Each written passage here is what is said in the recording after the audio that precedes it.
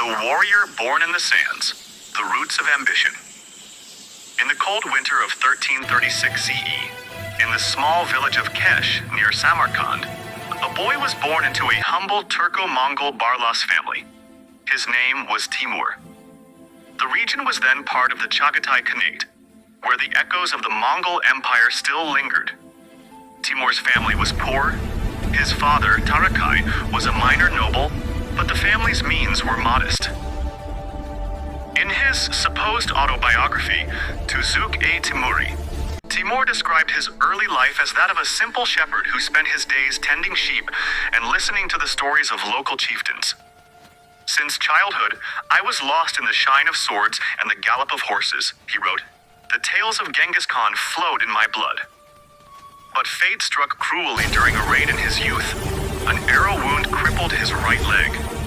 People began calling him Timur Lang, meaning Timur the Lame. What was meant as an insult became his strength. In Malfuzat-e-Timuri, he wrote, "This wound became my power. I saw it as a divine sign, not a weakness."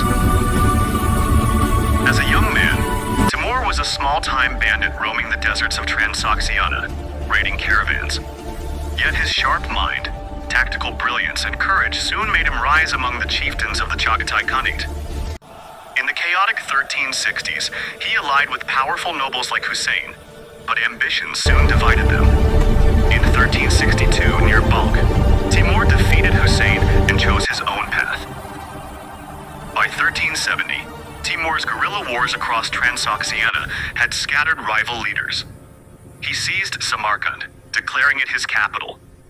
In Tuzuk-e-Timuri, he called this his first great victory, where he enthroned a puppet Khan and proclaimed himself Amir. "The walls of Samarkand became the symbol of my strength," he wrote. Standing amidst corpses on the desert sands, Timur shouted, "This is only the beginning." Thus began the foundation of the Timurid Empire, which would shake the medieval world. The beginning of expansion and the campaigns of terror. By 1380, Timur's eyes turned westward. The Muzaffarid dynasty of Persia had insulted his envoys, an act Timur could not forgive. Leading an army of 100,000, he marched toward Zanjan. The journey was grueling, through icy mountains and ambushes, but Timur's night assaults shattered the Persian lines.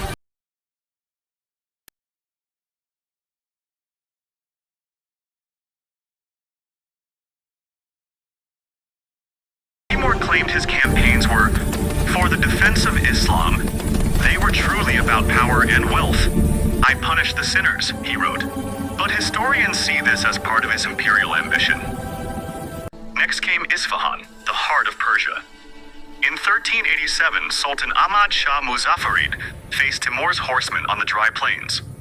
The Persians had war elephants and heavy infantry, but Timur relied on speed and deception. Hiding his cavalry behind sand dunes, he struck suddenly, unleashing volleys of arrows. Chaos ensued. Isfahan burned. Over 70,000 lay dead on its streets. In Malfuzat-e-Timuri, he called it a divine victory, claiming, "The wealth of Isfahan strengthened my army." For the people, it was an apocalypse. Women and children were enslaved. The city's artisans dragged to Samarkand to adorn his empire. By the 1390s, Timur turned east again, crushing the Jalayirid Sultanate in Baghdad, 1393 CE. On the banks of the Tigris, his forces clashed with Sultan Ahmad Jalayir.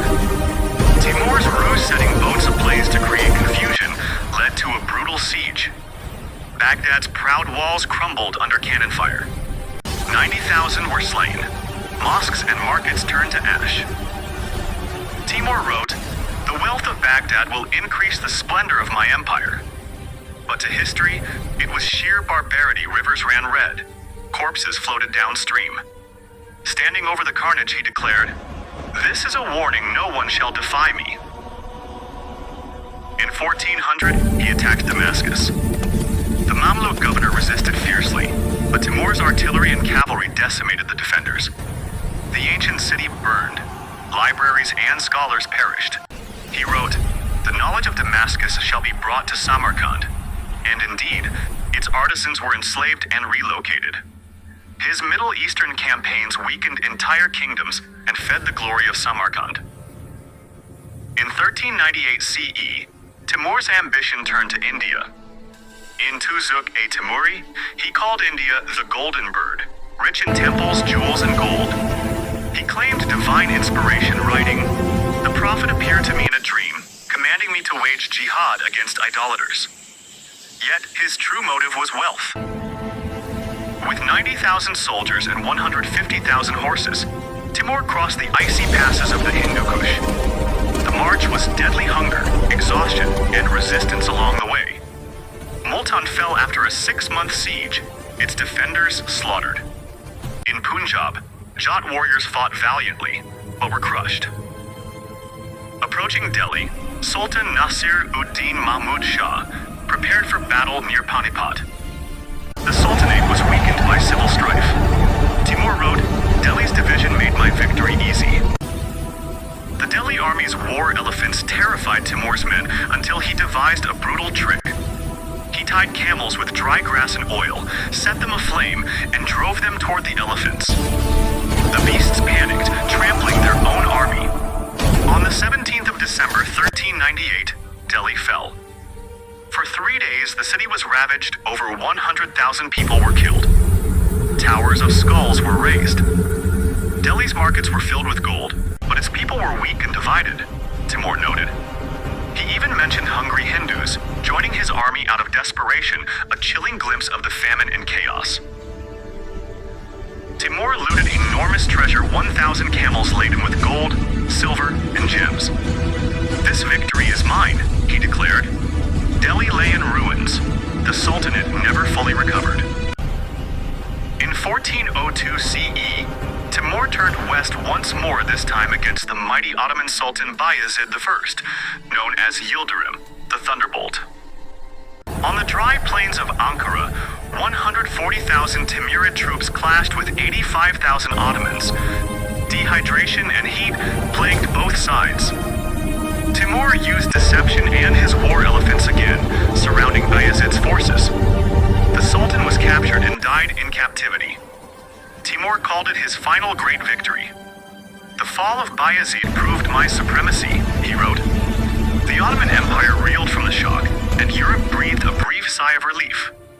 "I am invincible," Timur shouted. But in 1405, as he prepared to invade China, death claimed him at Otrar, felled by fever and cold. Malfuzat-e-Timuri portrays him as a Ghazi, a warrior of faith, yet his conquests had killed an estimated 17 million people, nearly 5% of the world's population at the time. From the sands of Chagatai to the plains of Ankara, his empire stretched from Central Asia to India, and Turkey built on rivers of blood. He turned Samarkand into a center of art and culture, but his name remains synonymous with terror. His descendant Babur would later found the Mughal Empire in India, a continuation of Timur's legacy. Timur's story is that of a lame warrior whose sword painted the world red. The desert sands that once drank the blood of his victims still whisper his name, Timur the Lame.